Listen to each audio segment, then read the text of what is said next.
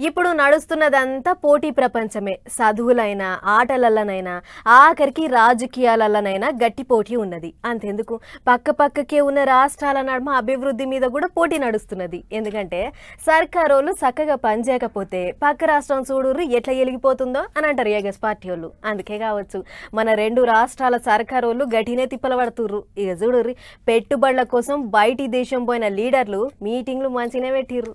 అసలే ఏం పట్టుకొస్తారో ఎన్ని తెస్తారో చూస్తాం అని ఇటు మైకుల ముంగట కూకొని బాణాలు వేస్తుండ్రు ఎగస్ పార్టీ వాళ్ళు. అందుకేనేమో పెట్టుబడులు బాగా తీసుకురావాలి అన్నట్టే దావోసుల మీటింగులు పెడతాండ్రు సర్కార్ వాళ్ళు.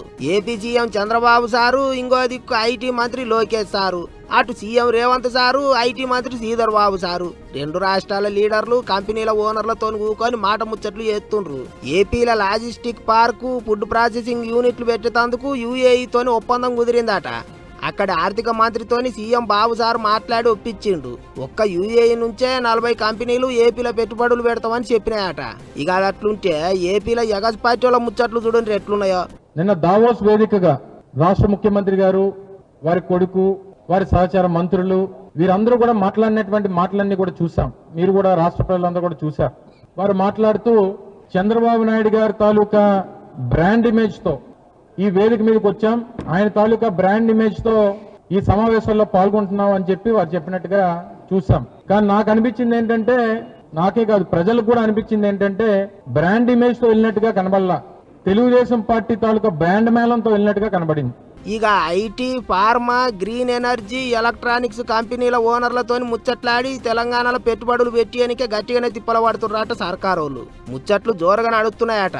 అయితే ఇటు కారు పార్టీ వాళ్ళు సుతా సీఎం సారు దావోస్ టూర్ మీద గట్టిగానే సూటి పెట్టిండ్రు.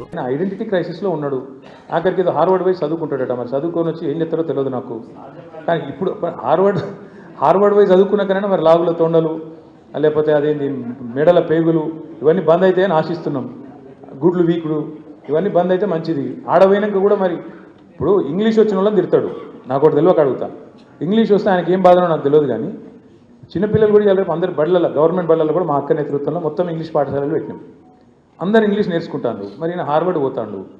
ఈయన మరి అక్కడ వాళ్ళు ఏం చెప్తారు, ఈయన ఏం వింటాడు, ఈయనకి ఏం అర్థమవుతుంది, అర్థమైనాక మళ్ళీ బయటికి ఏం సర్టిఫికేట్ ఇస్తారు, ఏం మాట్లాడతాడు, మళ్ళీ వచ్చి మా భయం మాకుంది కదా అన్నట్టు. అంత చూస్తుంటేనైతే ఈసారి సర్కారు వల్ల పెట్టుబడుల టూర్ మీద రెండు రాష్ట్రాలలో ఏగస్ పార్టీ వాళ్ళు ఇంకింత ఎక్కువనే నజరేసినట్టుగా అనిపిస్తుంది. అటు పెద్ద సార్లు కూడా పెట్టుబడులు గట్టిగా పట్టుకురావాలి, ఎగస్ పార్టీ వాళ్ళకు గట్టిగా సమాధానం చెప్పాలి అన్నట్టే పట్టు మీద ఉన్నారట. ఎట్లెట్లయితుందో మరిగా.